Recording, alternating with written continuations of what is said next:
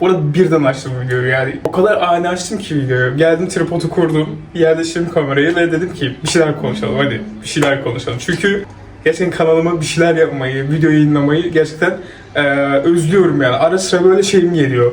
Ya video çekmem lazım. Çünkü benim böyle yani en çok zevk aldığım şeylerden bir tanesi bu. Ya birisiyle tanışayım.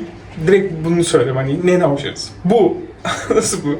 Bir şeyler üretmeyi, böyle bir şeyler yapmayı çok seviyorum. O yüzden beni böyle uzun zamandır Ayvalık'ta görüyor olabilirsiniz.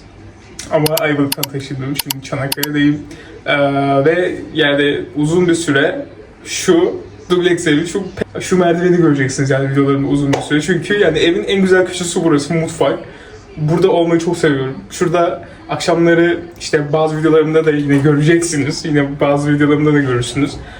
Şu davulmaz ışığını açıp bir şeyler koşmayı çok seviyorum. Genel olarak kanalımın şeyi bu ve bu beni çok sevindiriyor. Yani bu beni çok mutlu ediyor. Burada konuşmayı, burada sizinle konuşmayı çok mutlu ediyor.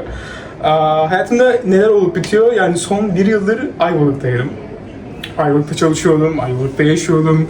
Ayvalık'ta yaşamak çok güzeldi. Yani Ayvalık, o sokaklarda dolaşmak. İnsanlar zaten Çanakkale'nin aynısı. Yani insanları o yüzden böyle Ayvalık'a alışma sürecinde hiçbir şey yaşamadım. Zaten öyle bir sürecim de olmadı. Yani Ayvalık'a geldim ve alıştım Ayvalık'a. Öyle bir şeyim oldu. Zaten hayatım boyunca hep denizli bir yerdeydim. Yani Ayvalık zaten bu isteğimi, bu şeyimi çok doyurdu benim.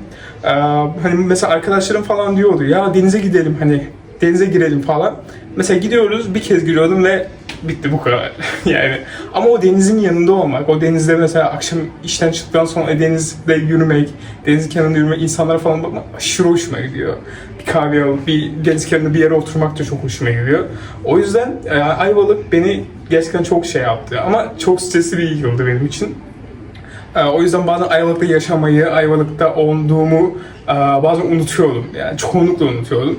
Ama Ayvalık'ta olmak gerçekten çok güzeldi. Böyle Ayvalık'ta beklediğim o şeyleri çekemedim ama bundan sonra belki tekrar Ayvalık'ı ziyarete giderim bu sefer. Tekrar oraya taşınmam aslında ama Ayvalık'ı ziyarete giderim ve hani böyle orada yapamadığım şeyleri çekelim birlikte. Şimdi Çanakkale'deyim ama Çanakkale'ye geldim. Yani hayatımın şey noktasındayım. Bu kanalda yani bir sürü şey görebilirsiniz aslında. Bu da beni mutlu ediyor aslında. Böyle birçok olasılık var gerçekleştireceğim, birçok şey var. O yüzden bunlar beni mutlu ediyor. Burada tekrardan olmak ve hani bu zamanı, bu video çekme zamanını, bu isteğimi şu anda hala burada benimle olması ve hala bu isteğin gelmesi beni mutlu ediyor. Çünkü gerçekten bu mutlu olduğum bir şey ve ya bunu da düşünüyorum. 26 yaşındayım. Çok yaşlı da değilim aslında. Hiç yaşlı değilim. Daha hala gencim. Ama böyle yıllar ilerledikçe galiba sanırım insanlar böyle eski sevdiği şeyleri yapamıyorlar. Ya da zamanla tabii ki evlilik, çocuk yapıyorsun bilmem ne. Şu an öyle bir sıkıntım yok. Onun için bunlardan dolayı galiba eski sevdiği şeyleri bak hep de şöyle olur hani çocuğu olur. Baba böyle mi bir şeyler mi yapıyor? Evet ya bir ara işte müzik yapıyordum, bir ara şunu yapıyordum, bir ara şunu yapıyordum ve özlemle bakıyorlar aslında. İşte bu yüzden. Ama bunu düşünüyor oldum birazcık. Yani yaşandıkça böyle sevdiğimiz şeyleri yapamıyor muyuz? Ya da önceden yaptığımız şeylerin artık zevk almıyor muyuz? Aslında buna çok karşıyım böyle. Bunu istemiyorum. Bu şeyimin bitmesini, bu isteğimin tükenmesini aslında hiç istemiyorum.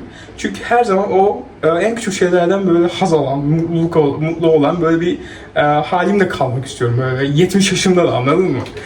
O yüzden bu beni aslında böyle hala o isteğin olması mutlu ediyor beni. Bu videoyu çekmek de mutlu ediyor dediğim gibi. Bu video birazcık hayatımda neler oluyor, neler bitiyor, neler yapıyorum, son güncellemeler, neler yapacağımla alakalı bazı şeyler oluyor. Bir tane kamera almak istedim, tamam mı? Şu an zaten telefonla çekiyorum. Ama mesela dışarıda video çekerken falan telefonu, sosyal anksiyeten buna izin vermiyor. Bazen yoktur sosyal anksiyeten ama bazen böyle şey oluyor. Bu telefonla çekmek, şöyle çekmek falan hoşuma gitmiyor.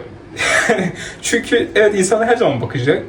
Onun için de yapmıyorum bu arada. Ama böyle beni galiba eski şeyimden gelen bir rahatsız ediyor. Böyle küçük böyle kapitalizme uyarak şöyle küçük bir kamera alsam beni daha mutlu edecekmiş gibi hissediyorum. Dışarıda video çekmek, bir yerlerde video çekmek beni daha da mutlu edecekmiş gibi hissediyorum. Böyle hani Emma Chamberlain tarzı videolar kafamda dönüyordu Ayvalık'ta falan. İşte Ayvalık'ın en güzel kahvesini bulma falan. En güzel kahvecisi kim? Falan filan böyle videolar çekecektim Ayvalık'ta ama bu bana izin vermedi. Benim de kafamda dedim ki kamera alayım, kamera. Hani o yüzden böyle bir kamera alma, bir kamera araştırma sürecindeyim. Arkadaşımın düğünü var. Bakın arkadaşımın düğünü var. İzmir'e gideceğim. Belki onu video çekerim, onu vloglarım. Onun için böyle bir koşturmaca bu sıcakta gidiyorum ve bir şeyler deniyorum. Bir şeyler almaya çalışıyorum. Hala yani beni mutlu eden bir şey olmadı şu anda bulduklarımın arasında. Bu yazın gelmesini çok istedim. Gerçekten çok istedim. Dedim ki yani yaz gelsin. Aslında kış insanıyım birazcık. Böyle herkes derler bahar çok güzel falan diye. Aslında böyle bahar ve kışa geçiş dönemi vardır ya öyle. O durumu çok seviyorum ve kıştan bahara geçiş dönemi. O dönemler beni çok mutlu ediyor. Çünkü böyle ne sıcak ne soğuk. Böyle mutlu olduğun, hatta sweatshirt short çıktığın böyle havalardır onlar. Beni çok mutlu ediyor. O yüzden dedim ki yaz gelsin. Ama bu yaz gerçekten bakın yaşadığım 2 gün birazcık soğukluk vardı ama şimdi yine sıcaklar başladı. İnanılmaz sıcak. Ben de böyle dışarı çıkıp tek başıma gidip böyle denize girmek istiyorum falan ama karardım gördüğünüz gibi. Bakın karardım. O yüzden kararmamak için, daha çok yanmamak için aslında biraz öteliyorum denize gitmeyi ama gideceğim. Yapacağım. Ya denize gideceğim bu yaz. Daha çok denize girmek istiyorum bu yaz. Hani daha çok denize gitmek, daha çok denizi görmek istiyorum. Bu yazı böyle dolu dolu geçirmek istiyorum. Yurt dışına gitmek planlar aslında böyle söylemek çok canımı sıkıyor benim. Böyle anksiyeten buna izin verme. Arkadaşlar bak ya sizde yok mu bilmiyorum. Ben anksiyete böyle başımdan geçen planları insanlara anlatınca olmayacakmış gibi hissediyorum. Çünkü o enerjiden çıkmış gibi hissediyorum. O yüzden ama anlatmak da istiyorum, anladınız mı? Ya bunu önüne geçebilen var mı? Ya da ama şöyle bir şey var, hani inandığınız şeyler gerçekleşir derler ya, böyle hani olmayacağına çok inanırsa zaten ya da hani bunu söyledikten sonra olmayacağına inanıyorsan zaten bir yandan da önünü açıyorsun olmamanın. Aslında kendi kendini bu yola sokuyorsun gibi hissediyorum. O yüzden bazen anlatmıyorum ama dediğim gibi arkadaşlarımı ziyaret etmek istiyorum. Finlandiya'da bir arkadaşım var, oraya gitmek istiyorum. Onun için birazcık da olsa şeylerde bulundum. Burada benim için fun fact bilgi. Ben daha önce hiç uçağa binmedim. O yüzden böyle ilk yurt dışı seyahatimin, ilk uçağa binmem benim yapıyor, heyecanlandırıyor. Bunun için şey yapıyorum. Şu anlık şeylerim bunlar. Konularım. Çünkü kendimi Ayvalık'tan çıktıktan sonra böyle bir Ayvalık'tan sonra neden tatile girmek isteyesin gibi düşünebilirsiniz ama emin olun Ayvalık'tan çıktıktan sonra bir kendimi rahatlatma, bir tatil durumuna girdim. Ve bunu yapma zorundayım aslında. Hala böyle o bir yılın yorgunluğu, hala böyle bir dediğim gibi az önce anlattım ya, enerjisizlik, bir eski şeylerden böyle eskisi kadar sıcaktan oluyor böyle, bilmiyorum. Enerji alamama, böyle bir şey alamama durumu var ya, belki de bu yüzdendir. İnsan farkında olmadan da psikolojik olarak çok yoruluyor. Fiziksel olarak değil, psikolojik olarak çok yoruluyor. Ve bu yorgunluk insanlara veya dıştan yansımayla gözükmeyebilir. Bu da ben bir yıl boyunca çok fazla içime attım bazı şeyleri. Çok fazla. Yani insanlara bunu göstermemeye, bunları insanlara yapmamaya çalıştım. O yüzden şu an çok yorgunum. Yani kendimi gerçekten yorgun hissediyorum. Bazı şeyler istiyorum ama şu an değil. Yani birisi hayatımda gerçekten böyle önemli birisini istiyorum. Hayatımda olabilecek birisini istiyorum ama şu an değil. Çünkü gerçekten yorgunum. Yani bir gün böyle hevesle bir şeye başlıyorum. Ama ondan sonra oluyorum böyle. Enerjim yok. Kendimi buna yapıyorum. Yapayım, edeyim. Hayır, yorgunu boş ver. Yapacaksın. Aklına geldi çünkü. Ama bu iyi mi kötü mü yapıyorum bilmiyorum. Çünkü hayatımın mottosu birazcık böyle. Kafanda bir şey varsa dene. Yani denemelisin. Yapmalısın. Onu bir plan olarak orada bırakma. Dene, yap.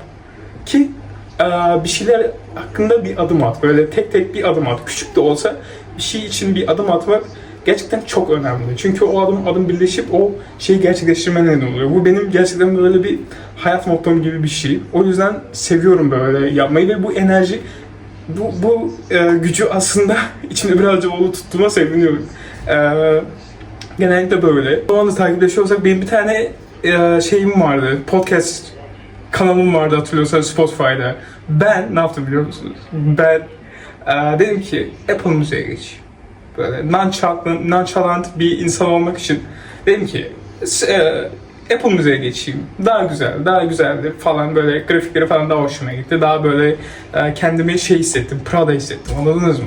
Sonra dedim ki baktım dedim yo ben mesela TikTok'ta bir tane şey görüyorum, şarkı görüyorum. Baktım yayınlanmamış ama Spotify'a yükleyebiliyorsunuz ya yayınlanmayan şarkıları falan, hani böyle MP3 kendiniz istediğiniz şarkıları yükleyebiliyorsunuz, istediğiniz şeyleri yükleyebiliyorsunuz. Ben bulamıyorum, Apple Müzik'te yok bu. Ben dinlemek istiyorum bu şarkıyı.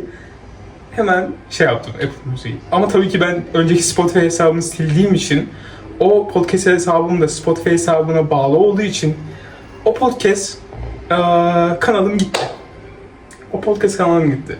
Ama ne yapacağım ben? Burada konuşamadım, böyle uzun süre kendimi görmek istemedim. Böyle yatağıma yayılıp podcast çektiğim veya böyle mesela ben bir tane podcast'imi köyde çekmiştim. Köyde falan böyle bir şeyler, daha farklı şeyler konuşmak için bunları yapmak istiyorum aslında. Bir tane daha podcast kanalı açacağım. Zamanı geldiğinde orada şey yapabilirsiniz. Zaten diye bir podcast kanalıydı önceki hesabım. Bakalım bunda daha farklı bir şey yapacağım. Böyle. Umarım eğlenmişsinizdir arkadaşlar. Umarım böyle sizinle konuşmak, yine buraya gelmek ve bu şeyde video çekmek, evde video çekmek hoşuma gidiyor çok. O yüzden bir dahaki başka şeylerde görüşmek üzere. Kendinize çok iyi bakın. Bir dahaki videoda görüşürüz. Bye.